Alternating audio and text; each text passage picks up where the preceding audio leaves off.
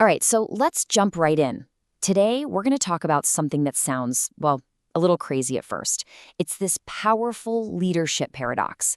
The idea that if you really want to accelerate your success, you first have to hit the brakes. Yeah, I know, it sounds totally backwards, right?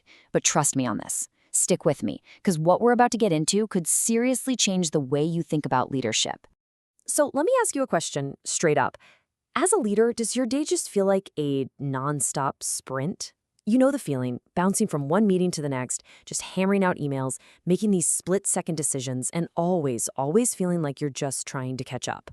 If you're nodding your head right now, listen, you are definitely not alone. Well, that feeling, it's so common, it actually has a name. We're talking about the leader's rush trap. It's this vicious cycle of hurry, right? Where we get so caught up in the pressure to be busy that we forget to actually be, effective. And it's a trap for a reason.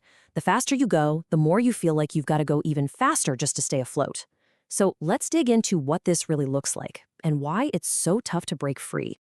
Think of it like this constant, invisible pressure that's just always there, pushing you. There's this unspoken rule, right? That being fast means you're being effective. We have this image of the perfect leader as someone who's just always on, constantly moving, churning things out. But, and this is the big question, what if all that pressure is the very thing holding you and your whole team back? And that brings us right to the heart of what we're talking about today. The way out of this trap, it's not about working harder. It's not about finding some new productivity hack to go even faster. No. It's all about embracing something really simple. The power of the pause. Just consciously making the choice to slow down. I mean, how good is that? Sometimes the fastest way forward is to hit pause. It just nails the whole idea. Think about a professional race car driver for a second. They don't win a race by just slamming the gas pedal to the floor the whole time, right? Of course not. They win because they know the exact moment to slow down for a sharp turn so they can maintain control and then just explode out of it. It's the exact same idea in leadership. Okay, so look at this side-by-side comparison. It really lays it all out.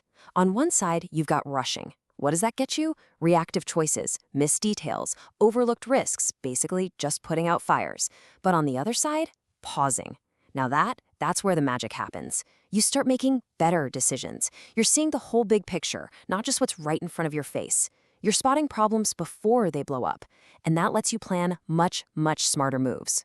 All right, so this all sounds good, right? But I know what you might be thinking. How does this actually work? What is physically happening in your brain during that pause that gives you such a huge advantage? Let's get into the nitty-gritty of it. It all comes down to these 4 advantages you get from a calm mind.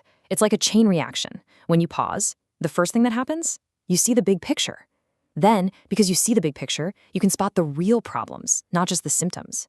And once you've identified the right problem, then you can plan smarter moves. And all of that leads to, you guessed it, making much better decisions. It's a simple, powerful sequence. So let's just double-click on that first one, seeing the big picture.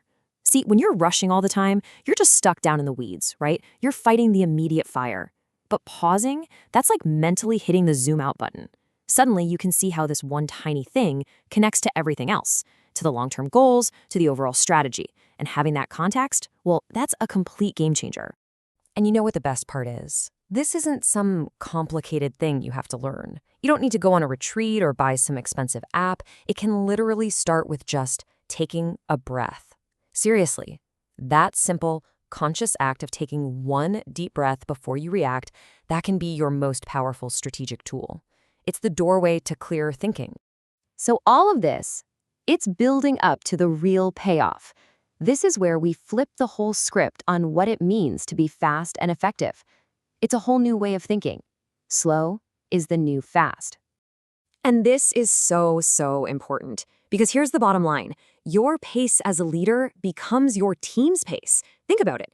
If you're rushed and frantic, you're going to create a rushed and frantic team. And what do frantic teams do? They make mistakes. They burn out. But a calm, deliberate leader, you create a calm, effective team. And that team actually moves faster in the long run because they aren't constantly backtracking to fix errors that were made in a hurry. Look, if there is just one thing you remember from all this, please let it be this. This is the mantra. Seriously, write it down, put it on a Post-it on your monitor, whatever you need to do. Slow down to speed up. It's that simple, and it's what really separates the good leaders from the truly great ones. So to make this really stick, I'm going to leave you with a challenge. Just think about your week ahead. Can you find one thing, just one single decision, or maybe one email you're about to send, where you can intentionally hit pause?